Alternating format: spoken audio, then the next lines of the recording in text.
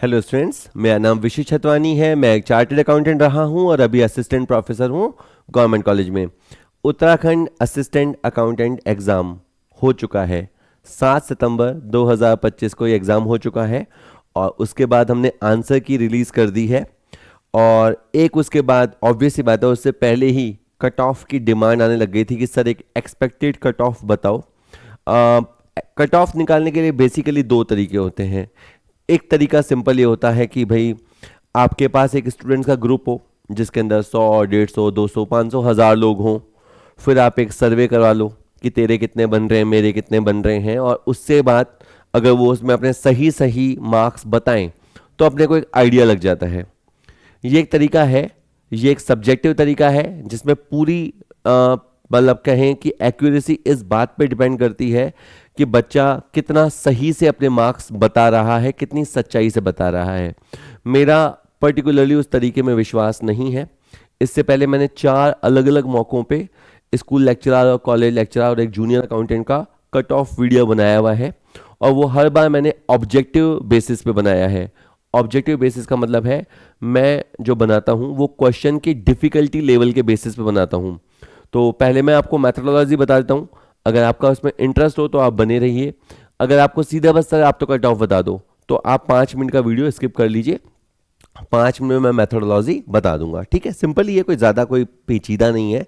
Simple सी बात यह है भाई कि तुम्हारे जो क्वेश्चन आए 100 क्वेश्चन है, मैंने उसको 3 कैटेगरी में बांटा है, टफ, एवरेज और सिंपल, ठीक है। मेरे हिसाब से जो मैंने पेपर देखा, जो मुझे लगा, और जो मुझे लगा से जब मैं कहता हूं तो मेरा मतलब होता है एक स्टूडेंट की तरह मैं बात करता हूं और उस स्टूडेंट की तरह सोचता हूं मैं, जहां तक सोच पाता हूं कि जो सिलेक्शन लेने वाला स्टूडेंट है उसे ये क्वेश्चन कैसा लगा होगा।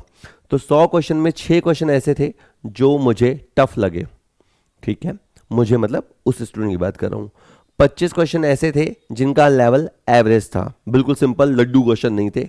और करीबन 69 क्वेश्चन ऐसे थे जो बिल्कुल सिंपल लड्डू, एक शॉट में देखते ही कर देने वाले क्वेश्चन थे, चाहे मिलाने वाले थे, चाहे असर्शन रीजनिंग या कैसे भी क्वेश्चन थे, बस देखते ही हो जाते। वो 69 क्वेश्चन थे।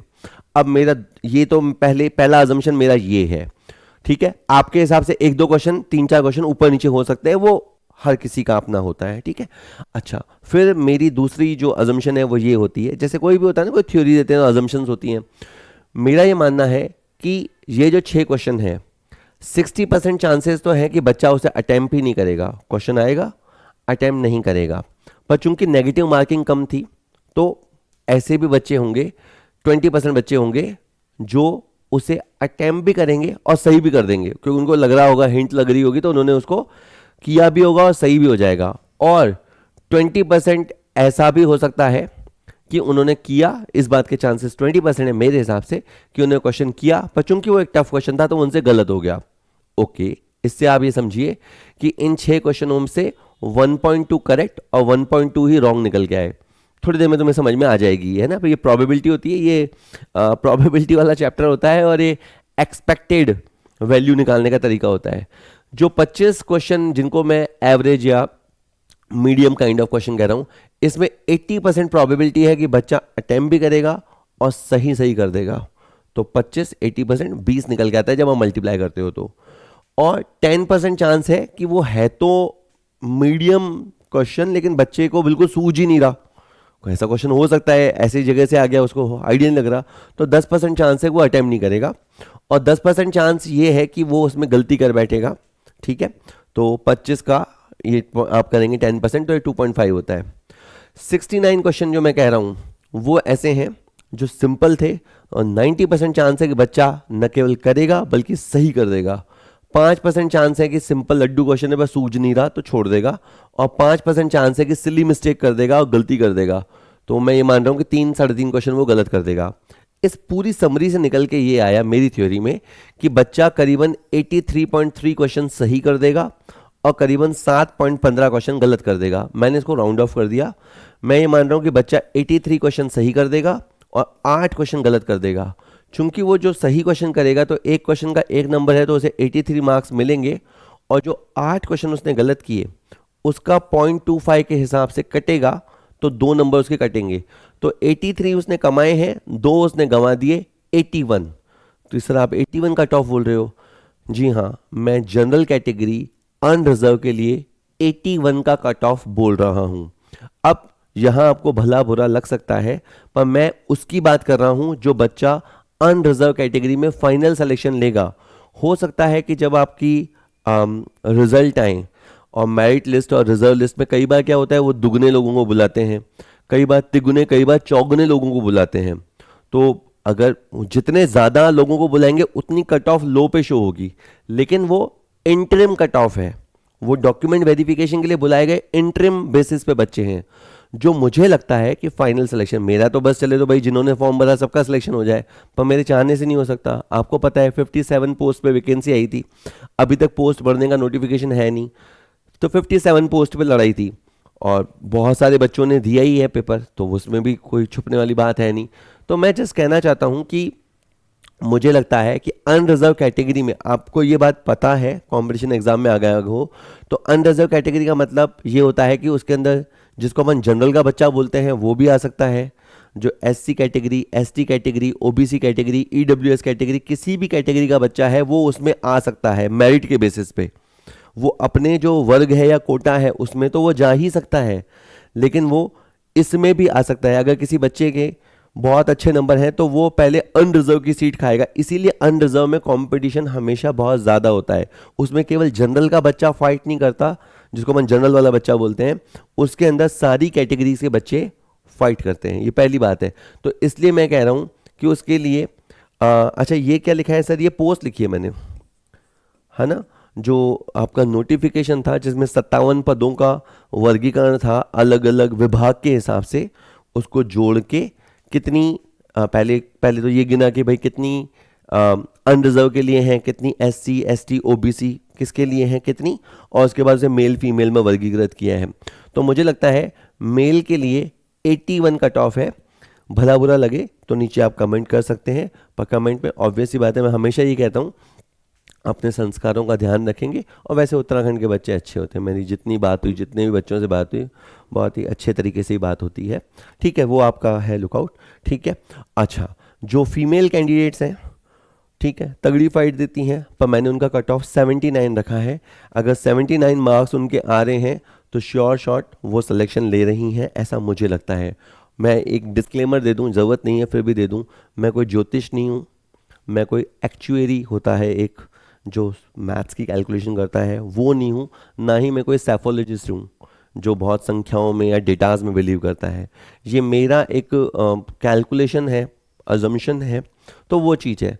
ठीक है, इसके बाद अगर अपन बात करें, जस्ट अ मिनट, इसको थोड़ा इधर ले लेते हैं, हाँ ठीक है।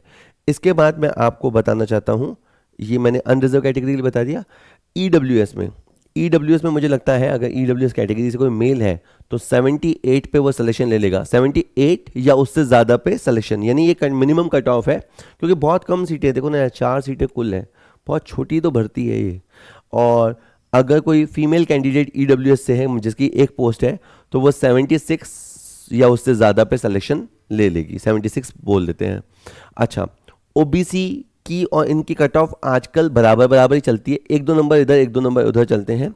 और ओबीसी के लिए मैंने माना है कि 77 कोई 5 सीटें हैं होने पे नंबर आ जाएगा। फीमेल में मैंने हमेशा 2 का फ़र्क रखा है इसमें, और फीमेल कैटेगरी ओबीसी से 75 पे उसका सिलेक्शन हो जाएगा। एससी कैटेगरी में 65 और 60, यहाँ पे काफ़ी फ़र्क है। 65 और 60% मार्क्स होने पे, अगर इतने मार्क्स आपके आ जाते हैं, क्योंकि आपके मार्क्स और परसेंटेज एक ही बात हो गई, तो 65 आ जाता है तो एससी मेल आराम से जॉब लेगा, और 60 पे एससी फीमेल जॉब लेंगी। और एसटी में फीमेल के लिए तो पोस्ट रिजर्व है ही नहीं, और इनका 55 पे हो जाएगा। जहाँ तक मुझे याद है 45% अनरिजर्व कैटेगरी को मिनिमम लाना ही था, और 35% जो रिजर्व कैटेगरीज हैं उनको लाना ही था। कट ऑफ उससे ज़्यादा ही रखे हैं। ये मेरा एक तरीका है, ऑब्जेक्टिव तरीका है, ज़्यादा बताने के लिए कुछ है नहीं। हाँ, ये एक बात बता देता हूँ कि एक वैकेंसी और लगभग 30-35 पोस्ट की नवंबर में प्रपोज्ड है। डिटेल्ड नोटिफिकेशन ऑब्वियस सी बात है नवंबर में आएगा, और एग्ज़ाम लगभग उसका 4.5 महीने बाद होना है। तो उसका एक छोटा सा वीडियो मैं अभी बना दूंगा, बाकी डिटेल्ड नोटिफिकेशन आने के बाद बना दूंगा। ठीक है, आपको अग्रिम शुभकामनाएं जिनकी जॉब लगने वाली है। जिनकी नहीं लगने वाली है, बस यही कह सकता हूँ, मेहनत कीजिए। लक, जो प्रारब्ध है, जो बंधा हुआ है, वो आपको मिलके रहेगा। लेकिन वो है ना कि बिना बिना कर्म फल किए वो आपको नसीब जो है वो काम नहीं देगा। तो नसीब में जो मिला हुआ है, लेकिन एफर्ट तो मारना पड़ेगा। तो मेहनत करते रहिए। भर्ती जब तक रिजल्ट नहीं आ जाता, कई बार बच्चे बोलते हैं सर दूसरी भर्ती की तैयारी करें या वेट करें। वेट क्यों करना है? वेट क्यों करना है? तो तेरी पढ़ाई करता रहे, इसमें हो गया तो अच्छी बात है, नहीं तो दूसरे की है। क्योंकि मेहनत कभी नहीं मरती है। तो मेहनत हमेशा करते रहनी है। क्या है, सिंपल ही तो है यार, प्रैक्टिस है, करनी है। रोज का नियम बना दो साले, 200 क्वेश्चन, 400 क्वेश्चन, 500 क्वेश्चन रोज के करूंगा, नियम मान लो। मैं देखता हूँ कौन रोकता है। डिफरेंट डिफरेंट स्टेट्स में जिन भी कॉमर्स एग्जाम्स की भर्ती हो रही है, पुराना इतना कंटेंट पड़ा है, अब तो कंटेंट की कोई चिंता नहीं है।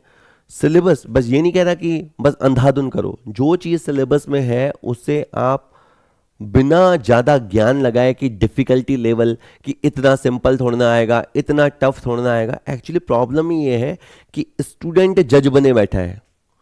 यार तू अभी स्टूडेंट है, मानना, बुरा क्यों मानता है? अभी आप स्टूडेंट हो, अभी आपको पता ही नहीं है कि एग्जामिनर किस लेवल पे सोच रहा है, या जिस एग्जामिनर मतलब जिसको अपॉइंट किया जाता है जा रहा है पेपर सेटर को, उसको पीएससी जैसे जो पब्लिक सर्विस कमीशन होते हैं या जो अपॉइंटिंग अथॉरिटीज़ होते हैं, बोर्ड्स होते हैं, वो बोर्ड्स उनको क्या इंस्ट्रक्शन दे रहे हैं कि ऐसे पेपर सेट करो, डिफिकल्टी लेवल डिजेट सेट करो। तुम हो सकता है 2 साल 3 साल पुरानी सोच पे चल रहे हो, पैटर्न चेंज हो रहे हो। तो अपने को जब तक नहीं पता चल रहा है तब तक अपन ताबड़तोड़ तैयारी करो। जितनी तैयारी, तुम्हें कोई पत्थर थोड़ा उठाने हैं, क्या है, क्वेश्चन ही तो लगाने हैं। जितना सब्जेक्ट में घुसोगे उतना अंदर मज़ा आता जाता है। तो ठीक है, ज्ञान हो गया बहुत। ठीक है, कट ऑफ है, मेरा आइडिया है, बाकी प्योर डिस्क्लेमर है, आइडिया ही है। हो रहा है तो भी अच्छी बात है, नहीं हो रहा है तो आप मान के चलो कि मेरा कट ऑफ गलत चला जाएगा और तुम्हारा सिलेक्शन हो जाएगा। चलो।